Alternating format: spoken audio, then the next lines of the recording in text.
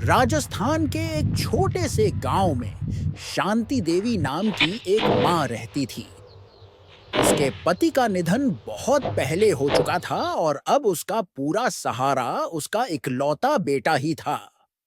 शांति देवी ने अपने बेटे को पालने के लिए खेतों में मजदूरी की, कभी दूसरों के घर काम किया, कभी भूखी सो गई, लेकिन बेटे को भूखा नहीं रखा।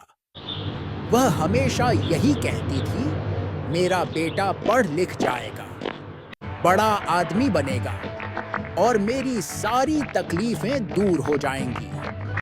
समय आया जब बेटा बड़ा हुआ। माँ ने अपने गहने बेच दिए और उसे शहर पढ़ने भेज दिया।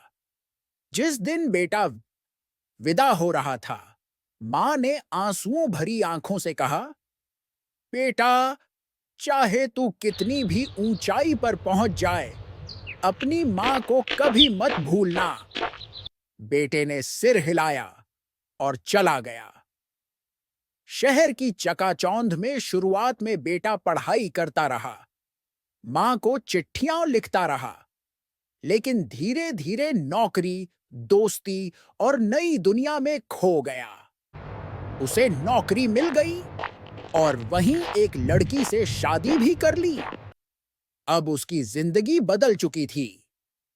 गांव की बूढ़ी माँ की जगह उसके नए रिश्तों और जिम्मेदारियों ने ले ली।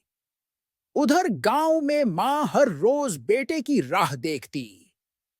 सुबह दरवाजे पर खड़ी होकर कहती, शायद आज मेरा लाल आ जाएगा। शाम को चौपाल पर गांव वालों से कहती, मेरा बेटा बड़ा आदमी बन गया है, वो आएगा, मुझे अपने साथ ले जाएगा। लेकिन महीने सालों में बदल गए। माँ बूढ़ी और कमजोर होती गई, पर उम्मीद कभी नहीं टूटी। आखिर एक दिन माँ बीमार हो गई। गांव वालों ने बेटे को खबर भेजी, तेरी माँ बहुत बीमार है, अगर मिलना चाहता है तो जल्दी आ जा। बेटा हड़बड़ाकर गांव पहुंचा। सालों बाद जब उसने अपनी माँ को देखा तो उसकी आंखें भर आईं।